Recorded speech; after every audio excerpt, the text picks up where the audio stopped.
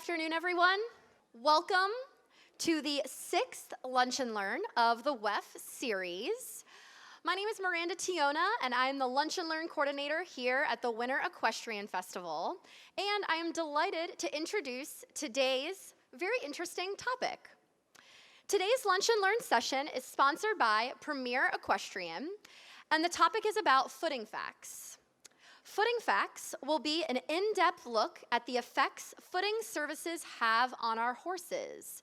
This lively session will include information about sand characteristics, footing products, and types of services for different principles. So I would like to introduce Heidi Zorn, who will be our speaker for today. Heidi Zorn is president of Premier Equestrian, Inc. She is an entrepreneur and equestrian from Salt Lake City, Utah, who has contributed to the standards and safety in international equestrian competition. In 2000, Heidi co-founded Premier Equestrian in Sandy, Utah, a company that specializes in equine sporting goods for equestrian disciplines, focusing on dressage and show jumping. Premier Equestrian is one of the largest North America distributors of arena footing products and equestrian services. Heidi and her team of experts at Premier Equestrian contributed to the USDF 2015 edition of Underfoot. In addition, Heidi Zorn is a sought-after speaker on the subject of arena footing and equine biomechanics as it relates to services. She has been a guest lecturer at Utah State University, the League of Agriculture and Equine Centers 2017 Footing Academy with Bob Kaiser, Iowa Dressage and Combined Training Association, as well as the Winter Equestrian Festival Educational Luncheon Series, the 2017 IALHA National Education Series, and lastly, the 2018 USDF National Convention and Symposium. So without further ado, I would like to introduce our speaker, Heidi Zorn. Thanks. Hi, everyone. Thanks for coming to the Lunch and Learn. I'm Heidi, and I just want to ask this question right off the bat. How many of you have felt that a footing surface has affected your horse, either positively or negatively? Show of hands. So, interesting. So you're interested in the topic. That's great. So, again, I'm Heidi. I'm a lifelong equestrian and co-founder of Premier Equestrian. And I want to share first off my personal experience with you and how footing affected my horse and what got me on the path of looking at biomechanics and footing. And I've been studying surfaces. Our team at Premier Equestrian has been studying surfaces for over 15 years, and our company has literally helped thousands of riders, trainers, and facilities improve their surfaces. But I didn't get here alone, so I want to introduce you to our advisory panel. These people have been instrumental in doing the research about footing in a lot of different areas. The first one is Mark Olison. He's a geologist and a civil engineer. And why that's so important is that we need to know about aggregates. Sand is one of the most key components to our footing, and so knowing about sand is very important. You know, if engineers, Mark does roads and dams. He actually works on our Kennecott copper mine, the largest open pit mine in the world. You know, and if that road fails, there's a problem, and the aggregates are a big part of it. So knowing the geology and how to define the aggregates is very important. Dr. Hillary Clayton, she's amazing. She's done tons of work on equine biomechanics and sports medicine. And she's been instrumental in helping to write she was one of the writers in the FEI white paper, Equestrian Surfaces. Travis Stedman, he's an equine podiatrist. This is where I really learned the flight of the foot. I learned about palmar angles and how the foot and the trimming and chewing and all that interacts with the surface. Bob and Debbie MacDonald and Adrian Lyle, they've been very helpful. Bob started amending surfaces with synthetics way back in the 70s. He just had amazing feel, and he knew dirt and how to make it perfect. And of course, he had Debbie and Adrian to tell him when it felt right. And also Stephen Peters. Stephen Peters, his feel is amazing.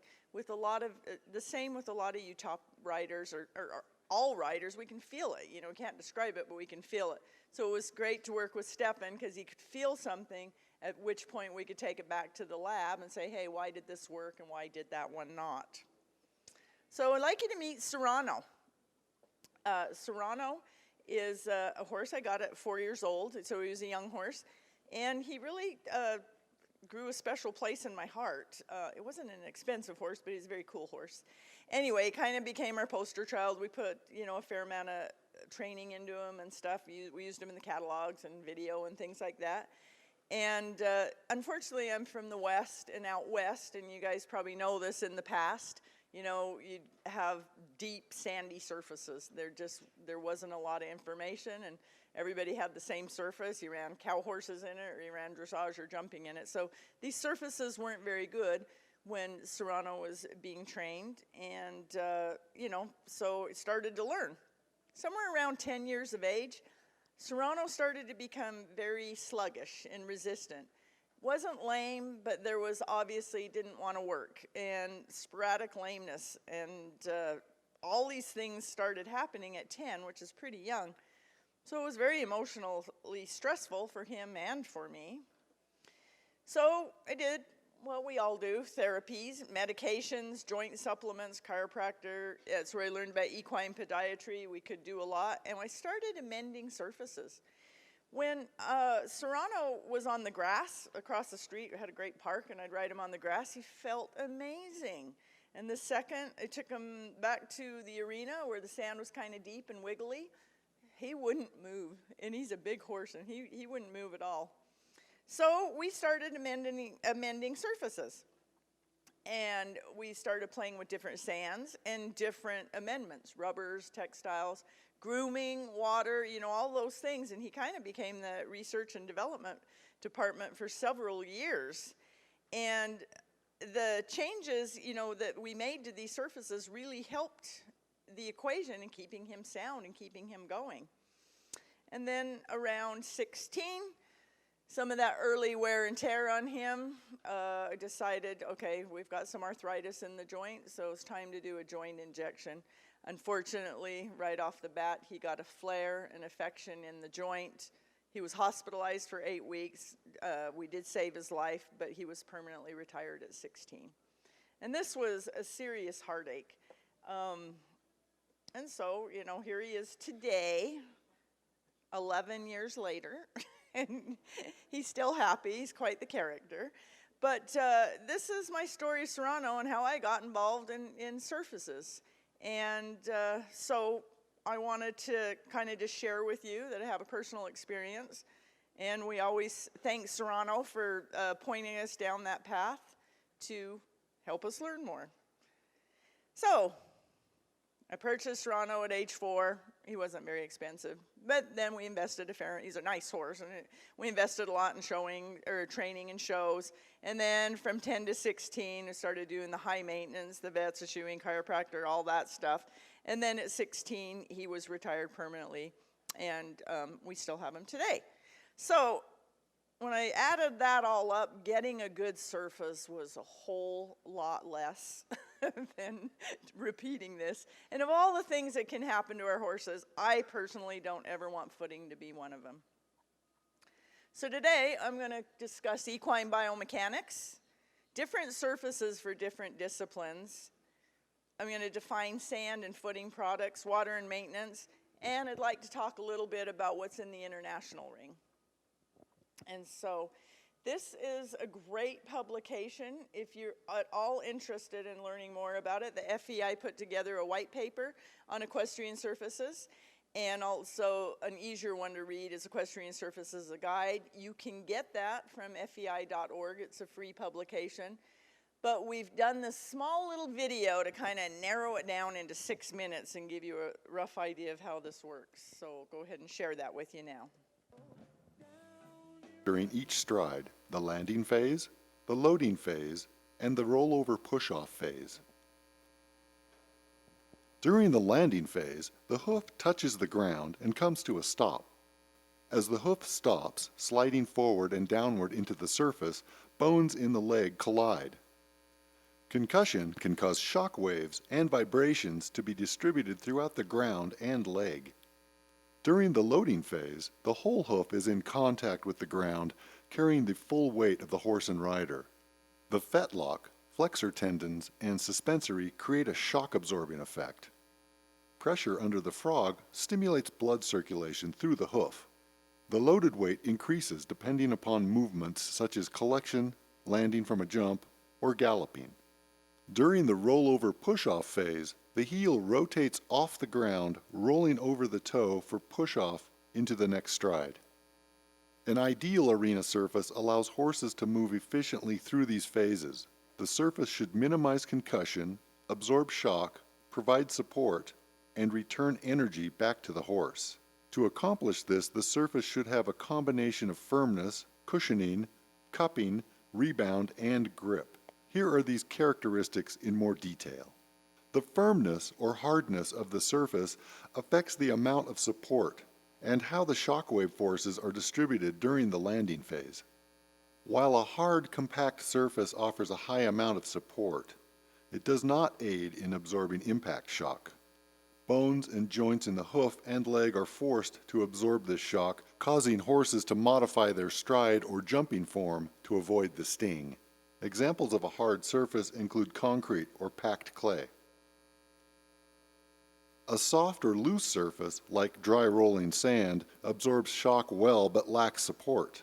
Overextending the heel or toe damages supporting tendons and ligaments. Muscles and respiration are also fatigued.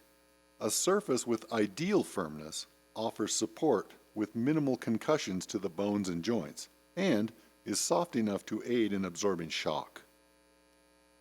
Cushioning refers to how the arena layers dampen shock during the loading phase. A compacted surface lacks cushion. The arena layers don't aid in relieving stress and shock when the hoof is loaded with the horse's weight. A soft, deep surface has too much cushion.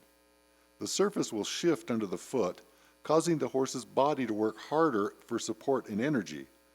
Soft tissues become overloaded, which can lead to inflammation and other damage. An ideal amount of cushion should distribute shock through the arena layers and provide enough resistance under the hoof for the horse to balance and move into the rollover push-off phase. During the loading phase, the hoof capsule expands. Pressure under the frog and digital cushion aid in supplying blood to the structures in the hoof capsule. As the weight is released, the hoof contracts, pumping blood up the leg and through the body. This process is called hoof mechanism. The surface under the foot influences hoof mechanism. On a hard, compacted surface, the frog has minimal contact, hindering hoof mechanism even further. The amount of weight over the hoof capsule forces blood only through the large veins. The lack of blood flow through the small veins is damaging to the hoof capsule and can lead to problems like navicular disease and laminitis. A soft surface will cup under the foot, but may not provide enough resistance and pressure to maximize hoof mechanism. To benefit from hoof mechanism, the surface should cup into the sole and collateral grooves of the frog. Resistance in the surface supports the weight and force placed under the foot, while the pressure under the frog and digital cushion encourage blood flow through the hoof capsule. Closely related to cushioning is responsiveness and rebound. This refers to the resiliency of the surface to return to its original form, returning energy after the weight of the horse is applied. A stiff and compacted surface rebounds energy too quickly, causing additional shock and vibrations to be absorbed by the horse. A deep, dead surface rebounds energy too slowly. The horse must use its own energy in tendons, ligaments, and muscles to push out of the surface. This is also a strain on the respiratory system. An active and springy surface with ideal rebound returns energy to the horse at the same rate it was applied. This reduces the horse's need to use its own additional energy for momentum. Rebound time is dependent on how the surface is used. For example, dressage versus jumping. The tightness of the surface affects grip. Grip aids in absorbing shock during the landing phase and provides support and traction during push-off and on turns. Too much grip stops the foot too quickly. The full use of the horse's stride is restricted, and risk of injury to bones and joints is increased. The extreme tightness also prevents the toe from rotating into the surface for push-off, straining the leg and navicular region. A slippery surface allows for too much hoof slide. The lack of grip causes the hoof to push through the surface, decreasing propulsion. All of this lowers confidence and performance, putting safety at risk. The hoof must be allowed to slide during landing, stopping just enough for the ground to absorb impact forces. The tightness of the surface must provide stability for the horse during push-off and in turns without causing concussion or sliding. The amount of grip depends on how the surface will be used. So I kind of want to go over briefly just why we need different types of surfaces for different disciplines. And we're going to take a look here at jumping. So jumpers tend to like more stability and grip. You can jump higher and run faster. Horses feel more confident when the surface is stable. You can see a bit of slide here at takeoff, just enough for the ground to absorb some energy.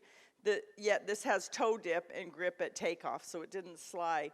Landing needs a bit of slide as well, so the surface moves and absorbs some of that energy. I really like, what I like about the Autosport mats, which are here now, is it's a mat underneath the surface which absorbs 40 to 50% of the energy, and that's been a great tool for the jumping. And a dressage surface, it's similar to a jumping surface. It can be slightly less tight, but the horse has to carry so much more weight on his haunches. And a deep, loose surface would not allow for this type of precision. For horses to sit and carry this on their hind end, they have to feel very confident that the ground will not break away. Can you imagine doing this pirouette at the top of the beach? I tell people all the time, hey, go do ballet at the top of the beach and let me know how you feel. And so you can see how this ground is really supporting the dressage horse. This needs no words. It's a picture's worth 1,000 words. This is why they can't ride or can't perform in a jumping and dressage surface. This horse needs, the ground has to absorb that much energy. So the sands, the materials, everything used for reining are designed for the slide and the ground to absorb the energy so that the horse doesn't take it. You know, you've got a horse, 1,200 pound horse traveling at mid 30 miles an hour, 30, 35 miles an hour, and then coming to a complete stop. The ground has to absorb it. And this is the reason why one surface doesn't work for all. I'm not going to cover all disciplines, but it gives you an idea of why the surfaces have to be designed for different disciplines. So, talk about good footing and how do we get it? Well, there's a whole list of variables that matter, and this is getting quite technical and engineered, and I'm sure that's why some of you are here today, is to try to understand a little more about it. But a proper surface will support the skeletal and muscular systems. However, it all varies on the end use. Your discipline, how much traffic you have, your maintenance, do you lunge your horses or turn your horses out in the arena? There's a whole list of variables that we'd make adjustments in the surface for. But today we're going to talk about sand, footing products, water, maintenance, and the international ring. So the first one is all about sand, and this topic alone could take a doctorate degree to understand, hence why we have the geologist. And I'll do my best to simplify it. But the best thing to know is there are over 10,000 different sands in the US alone. You can't ask for arena sand. You need to understand the qualities of the sand in order to get what we need. Sand is a key ingredient for obtaining a high-performance surface. However, not every kind of sand is suitable for riding. Choosing the wrong sand can create a lot of problems, and it's expensive to replace. This is where our team struggles to help customers whom have gone out and bought their sand and then call us to add a product to work. If it's not the right amount of sand, there's nothing we can do to help fix it. You know, and I beg people, please don't listen to your gravel pit guy. The reason he says it's arena sand is because Fred down the road put it in his arena. And that's why you get arena sand. So the definition of sand is the sand is smaller than gravel but larger than silt or clay. It has nothing to do with the mineral. It's only a size designation. So you can see here how small silt is, and then you can see how big gravel is. And this is obviously expanded. But somewhere between silt and gravel is sand. Below silt, you have clay. And even at this scale, the particle size of clay is invisible. So there, again, there's over 10,000 different sand names used in the US alone. So it's very important to understand the characteristics. So silt and clay, I try to describe to people that it's kind of like flour. Your fine sand's going to be somewhere between flour and sugar, and your medium sand's going to be somewhere around salt. And then your coarse sand is going to be somewhere around rock salt. So you can see what a big difference there is in particle sizes, let alone. And so the first thing that we look for when we're doing an arena, it's called a sand gradation. And the gradation tells us how many different particle sizes there are in that sample of sand. And the variation percentage of the different particle sizes is what is determined after running through the set of screens. So we basically put the sample in, and it's shaken. The smaller pieces pass through the mesh, or they get stuck on the screen. So to give you an idea, the screen right there on the right is probably a number 8. That means there's 8 holes per inch. The one on the far left is probably 200 holes per inch. And so that's the differences. Most of your sands are not graded this well, where this is like 25% this one, 25% this one, and so on, but it gives you the idea of what the gradation means. So a well-graded sand is going to have a combination of every particle size, from small to large. Now, we obviously don't want silt or clay, that becomes dust. So a well-graded sand with a lot of different particle sizes, sorry, a lot of different particle sizes so that they nest together. That gives your sand some purchase, so it holds together. Uniformly graded sand, which is what most people get, a mason sand is going to be very uniformly graded. That means that all the particles are going to be the same size, and no matter how shallow your arena is, it's going to fill deep. And I think we've all ridden in those arenas where it's just wiggly and it feels deep, but it's not deep. And that's the quality of the sand. A gap-graded sand is going to have very small particles to very large particles. The problem with that is a gap-graded sand is going to act like a cornflake box. The big particles will come up and the small ones will go down. A lot of times people call me and say, my base is rutted at the rail, when in fact what's happened is that the fine particles have built up a false base, and the horse hooves are keeping it from building up on the rail. So the rail's not really rutted, it's just built up everywhere else. So gradation reports. It's really important. Different disciplines will require different gradations. Different types of footing additives will require different gradations. Particle size and grading will help us to determine if the sand is suitable for the intended additive.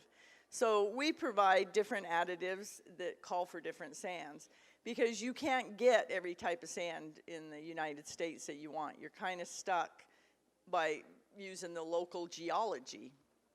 And so that's why we have different additives to amend for different sands. So if you're going to go buy a sand, you always want to ask the gravel pit if they have an aggregate submittal or a gradation report. And the reason that we would ask for this is the reports verify the gradation that you order is what you get. And if they're not testing their sands, if the gravel pit's not testing their sands and just mining them off a hill, you won't know what it is. And by the time you order it, it will be completely different than the sample they gave you. Dams, roads, and building foundations have to have specific gradations. You know, the engineer doesn't go out and just say, hey, send me a bucket of that. It's very technical, and it has to be precisely graded in order for a dam or a road not to fail. Your arena also needs these materials to prevent failure. So the second one I want to talk to you about is the mineral. And again, remember, sand is not, you can have seashell sand or you can have diamond sand. The mineral isn't part of the sand equation. So I personally like to look at gradation first. The really high-end horse shows and builders, you would look at mineral. You'd always want silica first because it doesn't break down, and I'll tell you why. But I still think gradation is the most important and the first thing to look at. There are roughly 3,800 named minerals in the world and 30 to 50 new minerals each year coming up. Some of them might be fluorite, magnetite, copper, quartz, mica, calcite. So the mineral is the second choice when we're looking at a sand. So here's the hardness in the mineral. And why this is important, so your diamond is a 10. We all know how hard a diamond is. We like to look at silica, which is quartz. And the reason why is it has a hardness of a 6 or 7. What that means is when you get your gradation, and we know that that's got the right feel and the right packing, we need it hard enough so it doesn't break down. I mean, we've all had a ring, we ordered the sand, and 3 years later it's a dust bowl. Why? It's because those particles are breaking down. As those particles break down, your gradation changes. So, you know, an example would be all of a sudden your arena's getting stiffer, or the base is building up because you're actually pulverizing those particles to clay and they're then packing. So quartz or silica is what we definitely want to look for when we're getting a sand. And the reason why is because it's hard. All the other minerals have fallen off of it. So your quartz sand, again, or silica, that's what they use for sandblasting and for fracking. So it's because it's such a hard particle, and they need it. Now, you know, the big question is, well, you don't want to breathe silica dust. No, you don't. And so all of the OSHA and the regulations on silica sand are for the fracking industry where you're actually sharding it. Horse hooves have a very hard time sharding the particle. It's a very tough particle. Clay, minerals, you know, we all know what that looks like. And those can become so microscopic that they go airborne. And so what happens is you can crush your sand depending on the mineral. If it's a soft mineral, you'll crush it to clay size. And then that's when you get the dust and you get the, you know, the minerals. And another thing, you know, 80% of the Earth's crust is silica. So if you're getting some dust or some form of dust, you are getting some form of silica. So, you know, that's one of the things is that we don't want our particles to break down to dust. Dust is an issue for everybody. And then the third item we look for in a sand is the shape.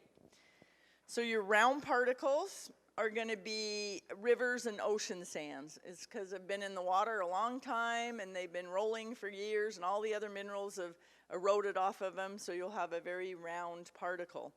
Your subangular particles are going to be probably in mountains and streams where wind and rain have eroded them, so they still have some of the edges worn off, but they're still round. And you can see the difference in the void. A round particle sand's going to drain better, but it's harder to stabilize. A subangular particle is going to nest together a little better. Angular particles are usually from man-made sands. That's where they take gravel and they crush it to sand size. And that's what's going to give you a very sharp angular particle, which is why crusher fines and road base and that sort of thing, those are all crusher products. And when they pack together very tightly. It's what you'd use for your base or a road or a foundation of a house. And those are usually man-made sands. So I'm going to go over footing additives with you a little bit, because there's a lot of them. So we'll just briefly touch on textiles and fibers, rubbers and foams, wood products, super absorbent polymers and flocculants, and waxes and polymers. So The first one are the textiles and fibers, and these are the synthetics that most of us have been accustomed to over the last 10 or 15 years. They stabilize soil, so they act like grass roots. They have a tendency to go in your sand and make your sand feel like grass. So it has a rooting system where it holds the surface together pretty well, yet it's soft enough that the toe can dip in it and they can push off, and it has cushioning and rebound. They retain moisture, but they require a very fine to medium fine sand. And some materials in Europe are just, people just put the textiles in without sand. These consist of polyesters and nylons. You wouldn't want to use an organic material like wool or cotton because it would biodegrade too quickly. Rubbers and foams. And I still like this, and we all remember 20, 30 years ago, everybody was putting tire rubber in their arenas.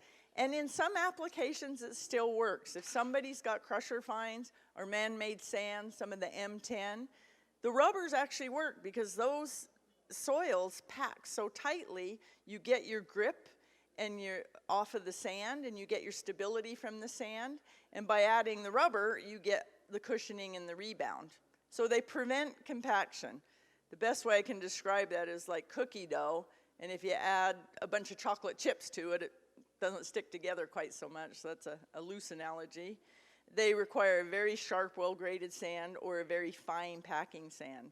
These materials are made out of tires, athletic shoes, yoga mats, gym mats, stable mats, wire coatings, and rubber stamps. So there's a whole variety of rubbers and foams out there. Wood products, you know, those had some popularity at one point. I think they've kind of gone out of fashion a little bit because they biodegrade so quickly. But they were nice, you know, wood added cushion and rebound. It retained moisture, obviously made of wood. And they worked with a variety of sands. I think the problem with the wood type footings is it broke down too quickly, and they became slippery when they became wet.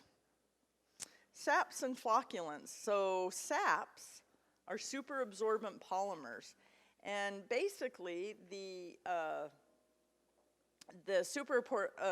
super absorbent polymers, you find the best way to describe it's in baby diapers. Kimberly-Clark actually owns the patent on these.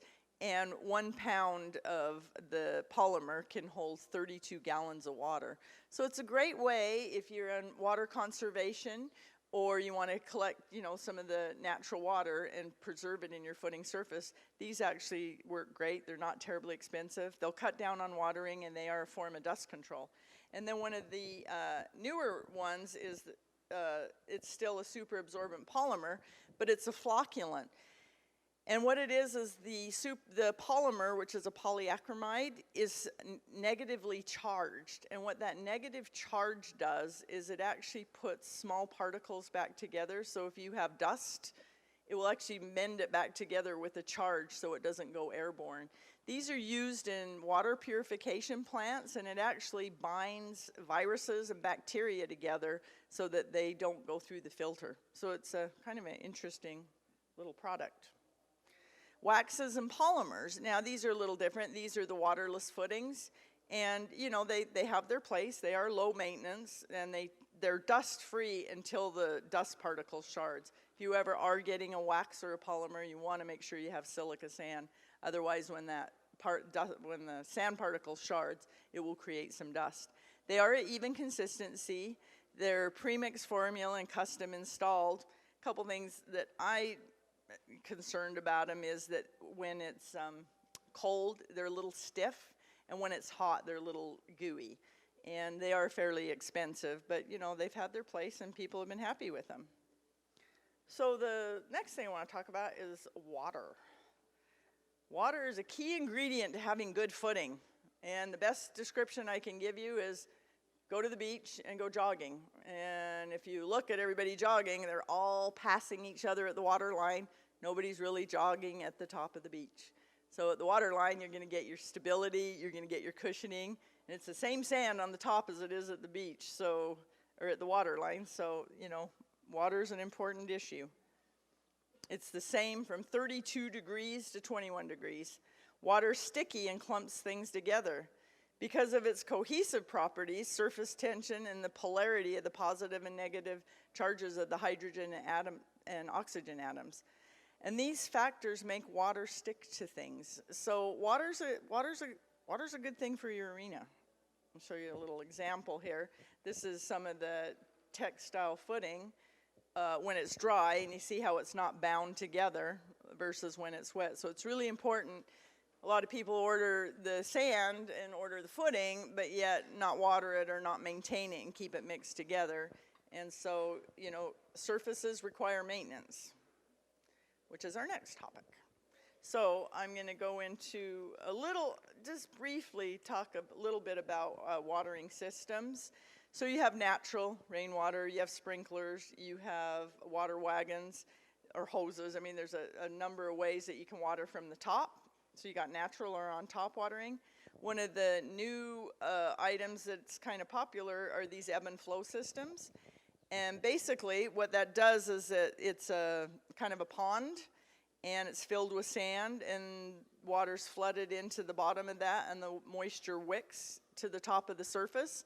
What this does is it wicks water perfectly. You can set it so every square inch of your surface is always the same hydration. And for arenas, it's really important that the arenas stay consistent. Where you start to see some injuries is when you have a deep spot or a dry spot and a hard spot, because the horse's muscles can't adjust it, especially if he's galloping, can't adjust that quickly to take up for it. So a consistent surface is very important. And so these have been kind of popular systems. Grooming is really an important issue. A lot of people don't understand grooming. And the whole reason that you groom is to mix the particles back together. Just sitting there from the rain and the wind and everyday surface, those particles will separate. Now remember, the gradation and keeping it all put together gives us the ideal surface. And so if we're not using equipment, you know, this one at the bottom, the tiller in the field, I mean, that's pretty aggressive, but it is a tiller. So you always want to get a groomer that has an overturning action and not a landscape rake or something that drags the surface. Because to condition your soil, you have to be overturning those and then packing them back down to keep that gradation and that consistency. So let's talk a little bit about the international arena. And I just want to ask, has anybody here ridden in the international arena? Do you like it or not like it? Show of hands. All right. So this was a undertaking that our company provided the mats and the footing materials for, but it was a very large conglomerate of companies that came together to engineer the surface. And so to give you a rough idea of what's out there and why it's performing so well is that basically you have a rock layer, a clean drain layer. So your sand comes down, you know, and doesn't have to go vertically across the surface. It can go straight down, hit that clean rock and run out. Then you have the mat, which, like I described, absorbs the concussion. And then you have a fill layer so that the fine sand doesn't pollute the big rocks. And then you have your sand and footing. So footing isn't a product you buy. Footing is the sand and how it's put together with the product that you buy. So a lot of people get confused. They think they can just call, you know, somebody up and say, hey, send me this footing. That doesn't mean it'll work. It has to be engineered to the right formula of sand in order for it to work. And so here's a look at the mats that got installed here in the international arena.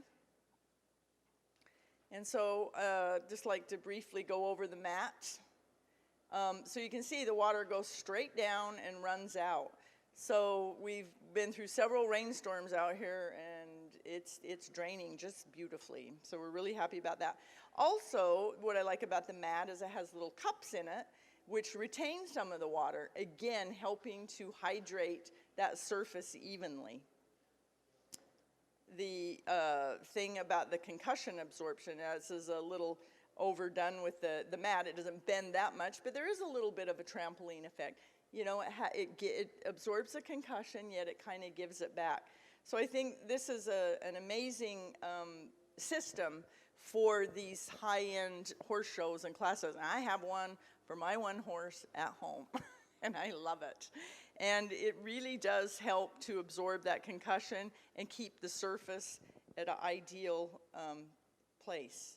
The rebound, we talked about the rebound, and that is when, you know, the horse lands and he pushes off. So there's a little bit of energy coming back to the horse from the mat. Now the sand, and I'm going to call it the sand cocktail, because the sand in the International Ring really was a sand cocktail. And a lot of people got together. The builder, Travis Gould, and his crew did an excellent job of mixing this. And they brought sand in from 3 different places around the country to meet the gradation, the hardness, and to get the perfect drainage. So there was a lot to think about. And the FEI was here testing every one of those as they came in. So you can see the different sands that got mixed along with the textiles and the fibers. So that got all mixed very uniformly. And then one of the things that's interesting, there were several loads of sand brought in. And one of the key things, and this is why you want to do a good contractor or a good builder, is that that truck needs to be tested. Every time they're dumping a truck, if you go to a building, a very tall, if you go to any engineering firm, a freeway or a building or a dam, they have a whole lab set up, and when each truck comes and dumps the sand, they test it right on the spot. And if it doesn't match what they ordered, it gets sent away. You know, and the same sort of thing happened in this, because gradation was so important to maximize the biomechanics on these surfaces. Every load had to be tested when it got brought in. And then, before they laid it down, this is called the OPST, which is the FEI. It's the FEI testing system. And they will come out whenever you have a 5-star now, the FEI needs to test it. So it's the FEI enlisted, it's called the Objective Biomechanical Surface Testing Machines. We just call it the OPST. And this quantifies the forces of impact. It measures what the horse feels when it performs on a specific surface. And it's used by the FEI after an arena has been built to certify it for 5-star. So I'm really glad that these huge competitions where the fences are really big and the horses matter, the FEI is coming in and testing the surface. I think it's important for all of us to go to shows like that. Then they had to lay all those layers on top of the mats, and we got this lovely new surface. So that's kind of my talk today. I skimmed over a lot of things. I do want to talk about horse show surfaces versus home surfaces, and I put a brochure. It was a reprint from a California Riding Magazine article, and why a horse show surface is completely different than what you want to build at home. And it talks about the biomechanics and stuff. And just to leave you with one interesting story, Debbie MacDonald, who is the coach of our U.S. dressage riders, you know, she's told me stories where they've had 15 horses in the horse trailer, and they've gone to a horse show and looked at the surface, and they loaded everything up and went home. She said it's not worth taking one chance riding these expensive horses and these Olympic horses on a bad surface. And I feel like that's the way everybody should think, you know, because it isn't. And so it's really awesome that this horse show has invested so much time and money with all these professionals to start upgrading and stay ahead of it. So there we go.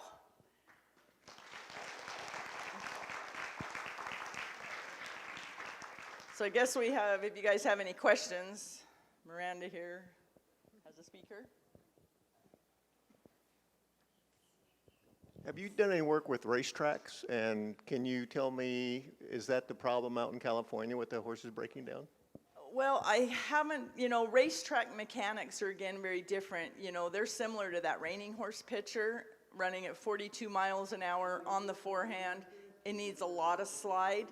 I do know this, that the synthetics have always outperformed the natural dirt. And what happened in California is they took the synthetic out and went back to dirt. And so I'm a proponent that there's been enough studies from the racehorse people, the synthetics still perform better and there were less injuries. And I think we started to see these injuries from them going back to dirt. But I don't think that was the only equation. I mean, I've heard stories about that they can give the young horses a shot to make their bones look better in x-rays.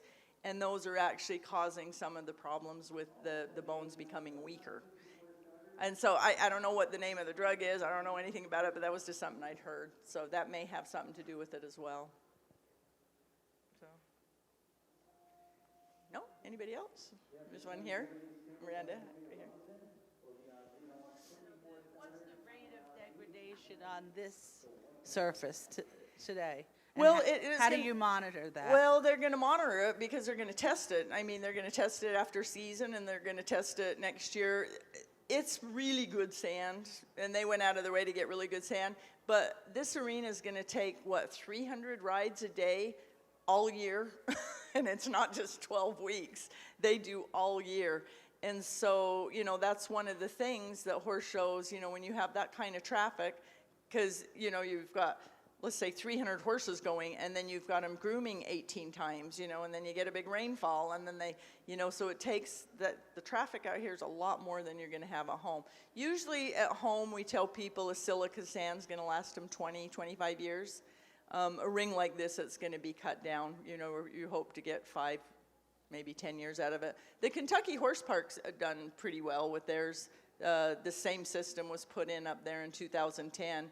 And they maintain it very, very well, and they have added sand to it, but I don't think they've completely replaced it.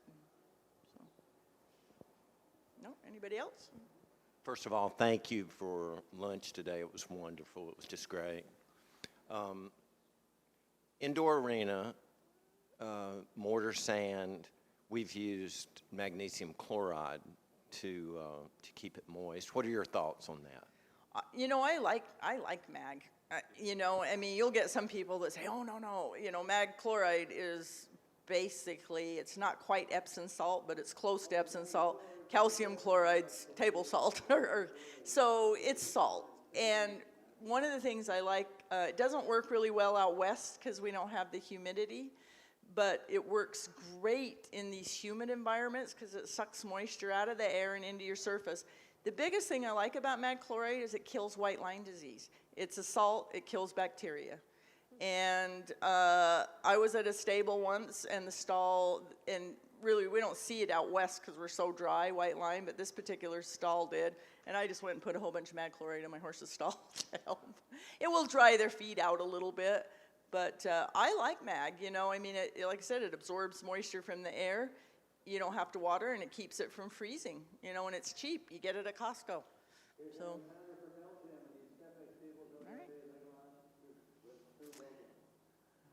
right, I think, Mark, did you have a question? Yeah, I have a question. I saw you back there raising your hand.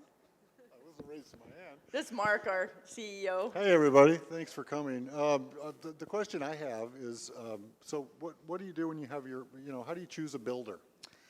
Well, that's the hard part. We all hear these footing builders and these prices. And one thing you should know about our company, we help everybody. 80% of our customers are the backyard riders, and they can just improve what they have. So we do free sand testing, and we can recommend a product. We can improve their surface. It's not going to be this surface, but we can 9 times out of 10 improve a surface. But what we started now is we started making blueprints of arenas, different base systems. So we actually have blueprints available, so somebody can call a local excavator. They can take it to their building, you get your building permit, and then it has the exact sand, the exact gradations, the exact sourcing. So it's like building a house, but they're off a blueprint. So we've just offered these new blueprints to kind of help people so they don't have to truck people in from thousands of miles away to do arenas. All right, looks like that's it. You got one more? Please. It looks like every 30 rides, they're redressing the arena. Right.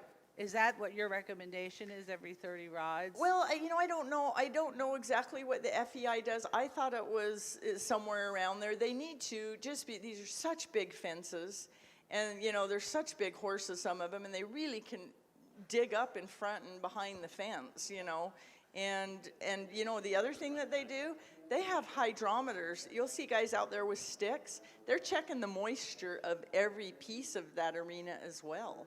I mean, these guys are doing top-notch maintenance. A lot of people don't see what's actually going into it, but they're determined to get a surface that's healthy. And so, all right. I think we're good. Thanks. Perfect. All right. Oh, I use this microphone. All right. Well, thank you very much. Very much appreciate your very informative presentation. So I think now we'll head into the raffle phase of the Lunch and Learn, and I'd like to introduce again the Mark Nyhard, the CEO of Premier Equestrian, if he could come do the honors. We will be raffling off today 4 total tickets, so there'll be 2 winners who will win 2 tickets each, essentially, to the VIP Club to be able to sit at the Premier Equestrian table for Saturday nights, for Saturday night, March 28th, so that's the Rolex 5-star Grand Prix tickets. So drum roll, please. Here, I'll stand out here so if you're taller. Okay, that works. All right. My hand's stuck. Oh, no. All right. Well, thank you, Mark. So our first lucky winner of those VIP seats are 6411321. Ah, there she is. We have a winner. Awesome. That is great. Thank you so much. Let's check that. Yes, she is indeed the winner. So congratulations. And if you wouldn't mind just going to the administration table, and that's we will get your information. All right, one more set of 2 tickets. VIP, Grand Prix, March 28th, Rolex, 5-star. Here we go. All right. 6411314. Oh, all right, there we go, another lucky winner. All right, come on up, that is perfect. Great. All right. Indeed, congratulations. And again, if you could meet me at the administration table after, we're gonna get your information. Great, so those 2 lucky winners were automatically entered into the Week 12 Grand Prize drawing to win an Equeline saddle. And I think we'll wrap up right now, so I just wanted to thank everyone for coming and wanted to let you all know that next week's session is sponsored by Enviro Equine and Equine Bright. And the topic is how to help your horse see his or her way to less stress. Innovative equestrian lighting solutions. So thank you again very much for coming, and we hope to see you next week for another very interesting topic. Thank you all.